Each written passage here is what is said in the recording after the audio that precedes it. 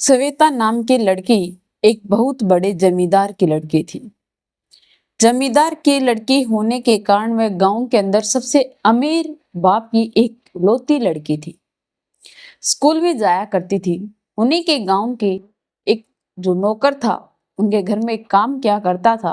उसका एक बेटा था जो लगभग उससे 2 साल बड़ा था। वह उससे मिलती है। लड़का दिखने में बहुत खूबसूरत था, पढ़ाई में भी इंटेलिजेंट था, लेकिन वह लड़की उसके साथ जो उसका बर्ताव था वह बहुत ज्यादा क्रोधित वाला था। वह उस पर हमेशा गुस्सा होती रहती थी। वह उसे दीदी कहकर बोलता था, लेकिन वह उसे कभी रिस्पेक्ट नहीं देती थी। लड़का अब उसे डरने लगा था। वह उससे बातचीत करना चाहता था, तब उसे यह पता चला कि यह वह लड़की है जहां पर मेरे पिता काम करते हैं। लेकिन जब उसे यह बात पता चलती है कि यह हमारे घर के जो एक नौकर है, जिसका नाम रामू काका है, ये उसका बेटा है, तो उसे बहुत अजीब लगता है। वह उसे अपने पास तो क्या, अपने नजरों के सामने देखना भी पसंद नहीं करती थी। ऐसा क्यों कर रही थी वो? फिर धीरे धीरे समय बीत जाता है, लड़की की शादी तय हो जाती है, फिर वह उसी लड़के के साथ भाग जाती है। आखिरकार ऐसी क्या बात थी? उन दोनों के बीच में प्यार था, या फिर वह लड़की जबरदस्ती उस लड़के को लेकर घर से फरार हो गई थी अपनी शादी को टालने के लिए? चलिए जानते हैं। नमस्कार दोस्तों, मैं Priyanka Yadav crime movement channel पर आपका हार्दिक स्वागत करती हूँ। आशा करती हूँ आप लोग खुश होंगे, स्वस्थ होंगे, अपना और अपनों का ख्याल रख रहे होंगे। जो ये लड़की थी, यह स्कूल के अंदर बड़े ही अव्वल नंबरों से पास होती थी, और इसको टक्कर देने वाला था इनके ही घर का का एक लौता बेटा। यह उससे बहुत चिढ़ती थी, वह इसे बहन कहकर बुलाता था। एक दिन लड़की जब देखती है कि लड़का एक लड़की से बात करना चाहता था, उसका पहला प्यार थी वह लड़की, तो वह सोचती है कि क्यों ना मैं इसके पिता को ये सब कुछ बता दूं, इसकी क्लास लगेगी और उसे पनिशमेंट भी मिलेगी। वह अपने घर जाती है और अपने नौकर जो उस लड़के के पिता थे उसको बुलाती है और कहती है कि अंकल, आपका बेटा स्कूल में लड़कीबाजी करता है, वहां पर पढ़ने नहीं बल्कि लड़कियों को लव लेटर देने जाता है। वह अपने मालिक की बेटी की बात सुनते ही हैरान हो जाता है, घर पर आते ही अपने बेटे को मार पीटना शुरू कर देता है। वह अपने बेटे को मारता है और कहता है कि मैं तुम्हें इसीलिए स्कूल भेजता हूँ कि तू लड़कियों के साथ घूमे। अभी से तेरी इतनी उम्र हो गई है क्या कि तू लड़कियों से प्यार करना सीख गया है, उनको डेट करना सीख गया है? मैं तुझे पढ़ाई के लिए भेजता हूँ, तेरी उम्र ही क्या है? पहले पढ़ लिख कामयाब हो, उसके बाद इन सभी चीजों पर ध्यान देना। ये सब कुछ कहकर उसके पिता उसे बहुत डांटते हैं। लड़का बड़ा ही शर्मिंदा हो जाता है कि पिता को यह सब कुछ पता चल गया, इंसल्ट हो गई। वह अपने पिता से सॉरी कहकर वह वहां से चला जाता है, स्कूल ज्वाइन कर लेता है। फिर से वह स्कूल जाने लगता है, रूटीन में स्कूल जाता था, लेकिन अब वह उन लड़कियों की तरफ देखता भी नहीं था। अब उसे सिर्फ और सिर्फ अपनी पढ़ाई पर फोकस था। अच्छे अव्वल नंबरों से पास भी हो जाता है, 12th कर लेता है। वह दोनों कभी भी एक दूसरे से बात नहीं करते थे, क्योंकि लड़की उसे कभी अच्छे से बोलती ही नहीं थी। भले वह मालिक की लड़की थी, लेकिन लड़के को भी यह एहसास हो गया था कि यह मालिक की लड़की है, अमीर घराने की है, ये मेरे जैसे गरीब के साथ कैसे बैठ सकती है, बात कर सकती है? हाँ, जान पहचान है, लेकिन वह अपनी जगह है। हम छोटे लोगों से कोई बात करना जरूरी ही नहीं समझता। जो लोग पैसे वाले हैं उन्हीं से बात करना लोग पसंद करते हैं। उसकी यह सोच थी। धीरे धीरे समय बीत रहा था। 12th के बाद कॉलेज करता है। फिर वह कोचिंग करने के लिए, एडमिशन लेने के लिए अपना जो भी कागज थे वह भेज देता है। एडमिशन होने में टाइम था, 1-2 महीने का टाइम जो एकेडमी थी उसने मांग रखे थे। इतने लड़का घर पर ही विश्राम कर रहा था, घर पर ही ठहरा हुआ था। अब वह कुछ कर नहीं रहा था, सिर्फ और सिर्फ कोचिंग की जो है कागज थे उनके वेरिफिकेशन होने के बाद उसे ज्वाइनिंग मिल जाए, तो वह एकेडमी में चला जाए, ताकि वह एकेडमी ज्वाइन कर कर अपने आगे की तैयारी कर सके, एक सरकारी नौकरी हासिल कर पाए। अपने पिता का, जो कि वह बूढ़े हो चुके हैं, कमा कमा कर उन्होंने उन्हें पाला है पोसा है, वह उनकी हेल्प कर सके। धीरे धीरे समय बीत रहा था। लड़का अब बहुत टाइम होने के बाद अपने पिता से कहता है कि पापा आपके पास बहुत से काम हो गए हैं, क्योंकि अब जो उसके साथ वह लड़की पढ़ती थी, जमींदार की लड़की, उसकी शादी तय कर दी गई थी। शादी फिक्स हो गई थी, शादी की तारीख पास आ गई थी। अब उसके पिता के पास बहुत काम हो गए थे, पिता जो कि काम कर करके बीमार होने लगे थे। तो लड़का कहता है कि पापा आप टेंशन मत लीजिए, मैं आपके साथ चलता हूँ। वह वहां जाता है और वहां पर उसकी शादी की पूरी तैयारी करने लगता है। वह लड़की उसे देखती है तो बड़े ही अजीब तरीके से देखती है, तो लड़का डर जाता है क्योंकि वह पहले से उससे डरता था, क्योंकि उसने एक बार उसे थप्पड़ मार दिया था। उसके बाद वह कभी उससे बातचीत नहीं करना जरूरी ही नहीं समझता था, क्योंकि उसने अपने मन में यह ठान लिया था कि शायद ये मैं गरीब हूँ इसलिए मुझे ऐसे ट्रीट कर रही है, क्योंकि ये मुझे जानती है फिर भी अनजान बन रही है। वह उसके घर पर काम करता था लेकिन फिर भी उससे दूर रहता था, उसके नजरों के सामने आने की उसकी हिम्मत ही नहीं थी। लेकिन वह लड़की उसको आज अजीब तरीके से देख रही थी। उसके मन में यह सवाल था कि मैं इससे पूछूं कि आखिरकार अब तो आपकी शादी हो रही है, आप मुझे इस तरीके से क्यों देख रहे हो। जो उसके देखने का अंदाज था वह बहुत अजीब लग रहा था लड़के को, लेकिन उसकी हिम्मत भी नहीं थी वह जाकर उस लड़की से पूछ ले। 2 दिन चले जाते हैं। लड़का लड़की की शादी के लिए कार्ड उसके रिश्तेदारों में बांटने के लिए एक जो उनके चाचा जी थे उसके साथ चला जाता है। कार्ड बांट कर आ जाता है। दूसरे दिन जब वह सुबह उसके पास जाता है तो वह लड़की कहती है कि पापा मुझे अपनी शादी के लिए कुछ शॉपिंग करनी है। वह अपने पिता से पैसे क्रेडिट कार्ड ले लेती है और उसके बाद उसके पिता कहते हैं कि ठीक है बेटा, मैं ड्राइवर से बोल देता हूँ, तुम कार लेकर चली जाना। वह कहती है कि नहीं पापा, मैं कार में नहीं बल्कि बाइक पर जाना पसंद करूंगी, क्योंकि जो दुकानें हैं वह गलियों के अंदर है तो उनमें जाने के लिए बहुत ज्यादा कठिनाई होगी, तो बाइक अच्छी रहेगी। उनके घर के अंदर बाइक थी, वह नौकर के बेटे को दे रखी थी। अब उसके पिता कहते हैं कि बेटा मैं तुम्हें कैसे भेजूं। तो वह उसका नाम लेती है और कहती है कि पापा आप रामू काका के बेटे को भेज दो ना। वैसे तो पिता अपनी बेटी पर बहुत निगरानी रखते थे, लेकिन आज उसने अपनी बेटी को यूं ही बिना कुछ तलाश सवाल के उसके साथ भेज दिया, क्योंकि अब पिता को तसल्ली हो गई थी कि लड़की की शादी तय कर दी है, 1-2 दिन के बाद इसकी शादी फिक्स हो जाएगी। होने के बाद मैं इसे विदा कर दूंगा, सारी जो टेंशन है उनसे मैं मुक्त हो जाऊंगा। एक बेटे की बहुत ज्यादा टेंशन होती है एक पिता को, इसीलिए वह उसके साथ उसे बेच देता है और कहता है कि मेरी बेटी का ख्याल रखना। वह कहता है कि ठीक है सर। वह मना करता है, लेकिन उसके हाँ या ना से कोई फर्क नहीं पड़ने वाला था। जब उन लोगों ने डिस्कस कर लिया था भेजना है तो भेजना है।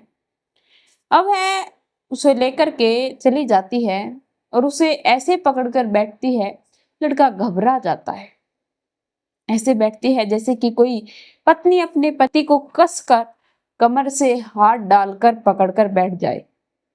वह उसे इस टाइप से पकड़ती है कि वह सोचने पर मजबूर हो जाता है और वह पूछ ही लेता है कि आखिरकार आप चाहती क्या हो। आपकी तो शादी होने वाली है, आप जो मुझे देखते हो मुझे बहुत अजीब सा लगता है। उसे कहती है कि तुम्हें अजीब क्यों लगता है। वह कहता है कि मुझे डर लगता है कि आप मेरे बारे में क्या सोचते हो। वे कहते हैं ऐसा कुछ नहीं। शॉपिंग करते हैं, शाम हो जाती है। शाम को उसके पिता 5 बजे उसके पास फोन करता है, कहता है कि बेटा तू अब तक आई नहीं। तो कहती है कि पापा बस कुछ नहीं, थोड़ी सी शॉपिंग और कर लेती हूँ फिर आ जाऊंगी। रात के 8 बजना तो कन्फर्म था, क्योंकि शहर गांव से बहुत दूर था। लड़की 8 बजे तक भी घर पर लौट कर नहीं आती। वह लोग उस दुकान से तो निकल लेते हैं, लेकिन रास्ते के अंदर लड़की बाइक को रुकवाती है। बाइक रुकवाने के बाद नदी में कूद जाती है। वहां से नदी जा रही थी जिसके पुलिये पर वह खड़े थे, वहां से वह छलांग लगाकर उसमें कूद जाती है। लड़का घबरा जाता है। वह जितना भी सामान था उसे वहीं पर छोड़कर, बाइक को छोड़कर, एक उसके पास बोतल थी क्योंकि पूरे दिन वह सफर कर रहे थे, उस बोतल का तो उसे ले जाना बहुत कन्फर्म था। 2 लीटर की बोतल उसको खाली करता है और उसे एक ढक्कन लगाकर वह भी पानी में कूद जाता है। कुछ तो उसको तैरना आता था और कुछ उसको बोतल की हेल्प हो गई। अब वह उसके पीछे जाता है, उसे पकड़कर बाहर निकालता है। उसके पेट में पानी बहुत ज्यादा चला गया था जिसके कारण वह बेहोश हो गई थी। तो उसका पानी निकालता है और पानी निकालने के बाद कहता है कि चलो घर चलते हैं, क्योंकि उसे वहां के हर एक कोने कोने का पता था, वह उसे आसानी से वहां से निकाल सकता था। अब वह जंगल में फंस चुके थे। अब वह लड़की कहती है कि मुझे घर नहीं जाना है। लड़का कहता है कि आप ऐसा क्यों कर रहे हो, आपको घर क्यों नहीं जाना है? तो लड़की बताती है कि मुझे घर इसलिए नहीं जाना है क्योंकि मैं तुमसे प्यार करती हूँ और मुझे शादी नहीं करनी। तो लड़का कहता है कि मैं तो तुमसे प्यार नहीं करता और तुम्हारी शादी फिक्स हो गई है, तुम्हारे माता पिता की इंसल्ट हो जाएगी। तो लड़की कहती है कि मुझे नहीं पता, मुझे तुमसे शादी करनी है, मैं तुमसे प्यार करती हूँ। लड़का कहता है कि आज से पहले तुमने ये सब कुछ क्यों नहीं कहा? वह लड़की कहती है कि ठीक है, अगर तुम मुझसे प्यार नहीं करते तो मैं इस नदी में दोबारा कूद जाती हूँ। एक बार अपने दिल पर हाथ रखकर मुझे यह बताओ कि तुम मुझसे प्यार करते हो या नहीं। लड़का अचंभित हो जाता है। फिर वह उससे पूछता है कि फिर तुम मुझे मारती क्यों थी? जब मैं तुमसे मैं बात करने जाता था तुम मुझसे झगड़ा कर लेती थी। तो लड़का बताता है कि मैं तुम्हें देखता था, ऐसा महसूस होता था कई बार कि तुम मुझसे प्यारी भरी बातें करना चाहती हो, लेकिन जब मैं तुमसे बात करना चाहता था तो तुम मुझसे झगड़ा कर लेती थी, इसीलिए मैं पीछे हो जाता था। तब वह बताती है कि जब तुम अपने जो गर्लफ्रेंड थी उससे प्रपोज करने वाले थे तब उस दिन मैंने ही तुम्हारे पिता को यह इन्फॉर्म दी थी। उसके बाद तुम सुधर गए थे, पढ़ाई पर फोकस करने लगे थे, इसीलिए मैंने तुम्हें कभी डांटा नहीं। अगर तुम किसी लड़की को प्रपोज करते तो उस लड़की का मैं क्या हाल करती तुम कभी सोच भी नहीं सकते। मैं तुमसे इतना प्यार करती हूँ और मैं तुम्हें थप्पड़ इसलिए मारती थी क्योंकि तुम मुझे बहन कहकर बोलते थे, मैं तुम्हारी बहन थोड़ी ना हूँ। यह कहने के बाद लड़का भी समझ जाता है, क्योंकि वह भी कहीं ना कहीं उस लड़की से प्यार करता था, वह स्वीकार भी कर लेता है। अब उसके बाद वह कहता है कि ठीक है, अगर तुम घर नहीं जाओगी तो हमें यहाँ से निकलना भी अभी सेफ नहीं है। तो एक काम करते हैं, हम यहीं पर कहीं रुक जाते हैं, मेरे पास एक ऐसा ठिकाना है जिसके बारे में किसी को नहीं पता। वह वहां पर उसे लेकर जाता है। वहां पर एक टूटा फूटा एक कमरा था, उसके ऊपर बहुत सी लकड़ियां रख रखी थी जिसके कारण वहां एक इंसान आराम से रह सकता है। शायद उसने पहले ही जंगल में ऐसी व्यवस्था कर रखी थी। अब रात हो जाती है। रात होने के बाद अब दोनों भीगे हुए थे, भीगे हुए कपड़ों में अगर वह रहे तो बीमार भी पड़ सकते थे। इसीलिए लड़का अपना अंडरवियर छोड़कर सब सारे के सारे कपड़े निकालकर वहीं पर सुखा देता है। लड़की देखकर शर्मा जाती है। अंधेरा बहुत होने के बाद लड़की भी अपने कपड़े उतार कर सुखा देती है क्योंकि उन्हें सुबह निकलना था। अब दोनों निवस्त्र हो जाते हैं और एक दूसरे के करीब भी आ जाते हैं। दोनों एक दूसरे से लिपट जाते हैं और वहीं पर सो जाते हैं। सुबह हो जाती है। सुबह होने के बाद वह लोग कपड़े पहनकर वहां से फरार हो जाते हैं। लड़की के घर वाले यह सोचकर दुखी थे कि क्योंकि उन लोगों ने वहां पर आसपास तलाश की तो उनकी बाइक और वहां पर जो कपड़े थे वो बिखरे हुए मिलते हैं। तो उन लोगों ने यह सोचा कि शायद किसी लुटेरे ने हमारी बेटी को शॉपिंग करते हुए देख लिया, शायद उसने कुछ महंगे कपड़े खरीद लिए इसलिए ये लूट लिए हैं, या मेरी बेटी का किडनैप कर लिया है, या फिर उन दोनों को मार दिया गया है। नदी में देखा तो ऐसा कोई सुराग नहीं मिलता है, इसीलिए वह पुलिस इन्फॉर्म कर देते हैं, एफआईआर दर्ज करवा देते हैं, अपनी बेटी की किडनैपिंग का केस करवा देते हैं। अब दूसरी तरफ लड़का जो कि अपने माता पिता को भी नहीं बताकर जाता है, माता पिता भी दुखी थे कि हमारा एक लौता बेटा था वह भी गायब है। अब धीरे धीरे समय बीत रहा था, वह लोग दिल्ली पहुंच जाते हैं। 2 दिन ठहरने के बाद वह दिल्ली के लिए निकलते हैं ताकि कोई उन्हें पहचान ना पाए। वह दिल्ली पहुंचकर अब वहीं पर रहने लगे। लड़का अब छोटा मोटा काम कर कर अपनी पत्नी का पेट पाला, दोनों ने शादी कर ली।